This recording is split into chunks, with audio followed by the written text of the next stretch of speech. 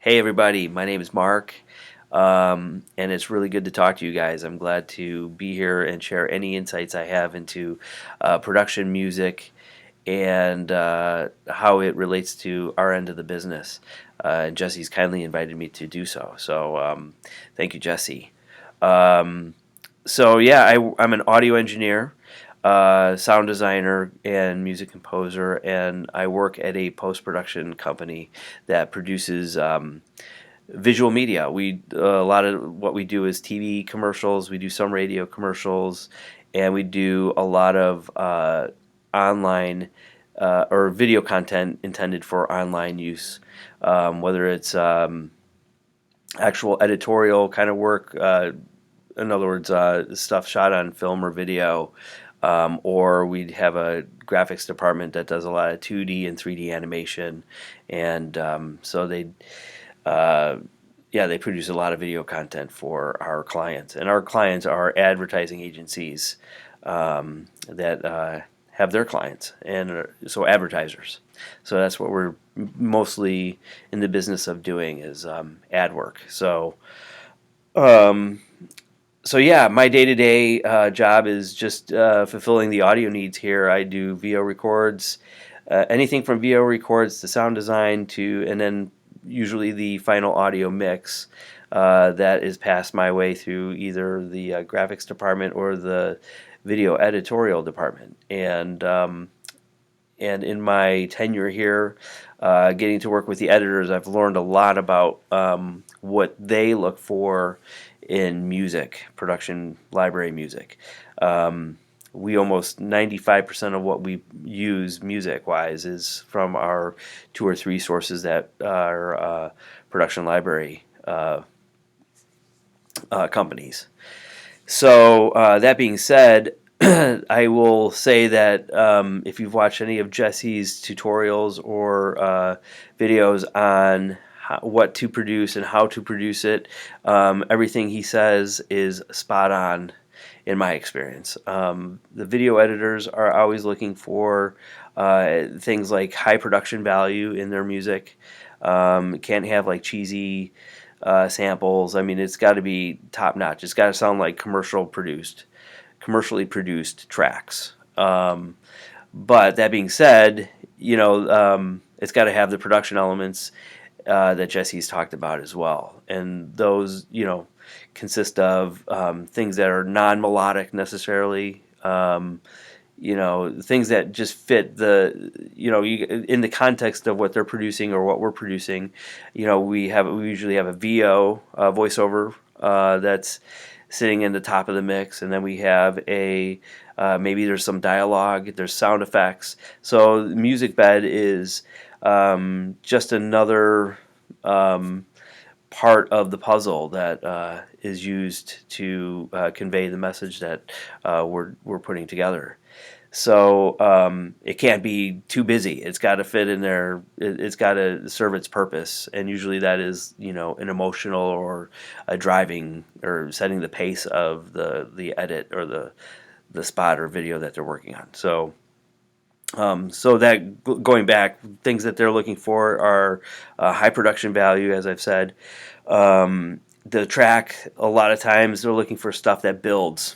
I mean, over and over and over again, they like if I'm pulling tracks, they're like, man, I love this track, but it just doesn't build enough, or it doesn't have a big enough ending, or it doesn't even have an ending at all. Sometimes they fade out, or there's some sort of weird ending. It doesn't end on it ends on a weird note or something. So the ending is always critical.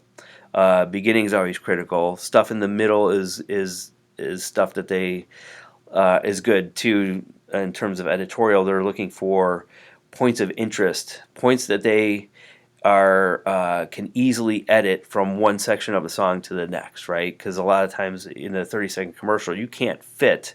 It can't be just a straight, 8 bar, 8 bar, 8 bar kind of deal. They've got to cut out a measure, or they've got to cut out beats to hit their edit points. And with the work that we're doing, a lot of times there's so many client revisions that the music cut and the timing gets changed.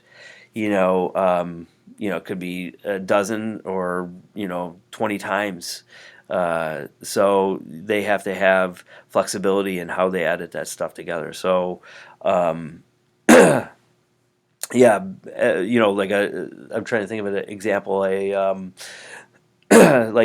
on the if you have a measure and you have like the first two counts are two notes, and then you have a 3-4 count of a drum fill. That's a great point of interest for them to edit and get transition to the next section of the song, or build something, build a point of interest in their edit. So there, yeah, we're always looking for that kind of stuff. Um, a loop based material, things that are just repetitive, are never fly. Clients are always like, oh, just it's cool, it's got a good vibe, but it's just too repetitive. So I don't even bother with that stuff anymore. Even though it might have a good sound, sounds great, and might be spot on, but if it doesn't have any dynamic build or any dynamic uh, change of instrumentation or anything, yeah, we pass on that. So that's another critical aspect we look for. Um, and Yeah, those are the big things. So variance in the track, or like I said, points of interest to edit with. Like if you take it, I think I've heard Jesse talk about, having a song should have like 6 distinct sections, and it could be just slightly different instrument changes, but that stuff works. That's to help build interest in the audio bed and provide editors an opportunity to accentuate their edit. That stuff helps a lot. So that's a big deal. Um, and just being considerate of the fact of how it's going to fit in the context of what it's going underneath. A lot of times there's going to be dialogue or people talking, sound effects, and or voiceover. There's other things in the mix, so being cognizant of that, it helps a lot too. When I'm doing a music search, just a couple last points.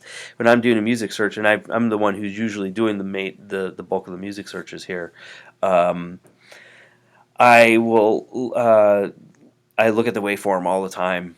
Will do a couple keyword search, but usually I know the libraries well enough. I know what catalogs to go to for a specific genre, and I will look at the CD title, or I'll look at the CD picture.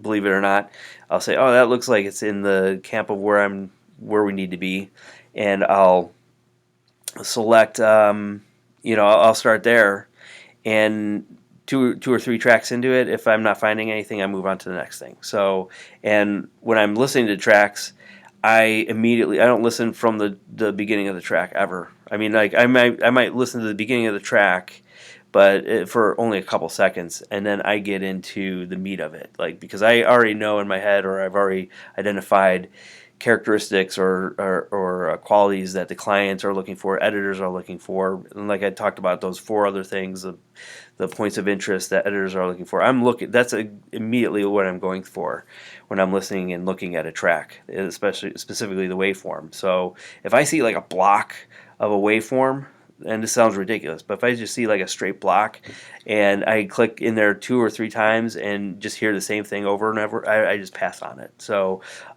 because I know it's probably a repeatable and doesn't have the things that we're going for.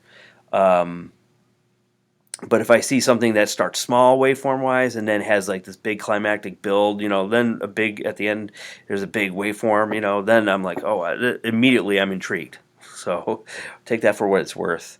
Um, and I frequently follow composers, so I know I've identified some key composers that I come across over and over again for different genres, and I'll be like, oh, I know this guy produces high quality stuff or good stuff. It always works. And same thing with the different libraries. I just know the libraries in these main catalogs well enough to know, like, oh, I know this is where I'm going for this particular indie folk genre, or if I want something that's synthwave or quirky or kitschy, I know those places to go. So yeah, that's it in a nutshell. I mean, I hope that helps. I hope that information helps. I can't uh, I can't say enough how Jesse has already hit on those points, and those are big ones. And I run across a lot of tracks that don't hit those marks in the library searches that I do, and it gets frustrating. But there's a lot of good stuff, but there's a lot of stuff that just is kind of doesn't hit that mark. And we search pretty good. We have we're using good libraries, so that's not to put anything down. It's just to say that when you find those key elements, and I've only got an hour to pull like 30 tracks for our clients and editors and get client approval, client approval, and editor approval. I've got to cook, and I've got to get there fast. So I know what I'm looking for right away. I don't have a lot of time, and it's exhausting on the ears to listen to 100 tracks. So you want to get there and get there fast. So anyway, it's great talking to you guys. I hope any little piece of that helped. And I look forward to talking to you guys or working with you guys in the future. And yeah, see you later.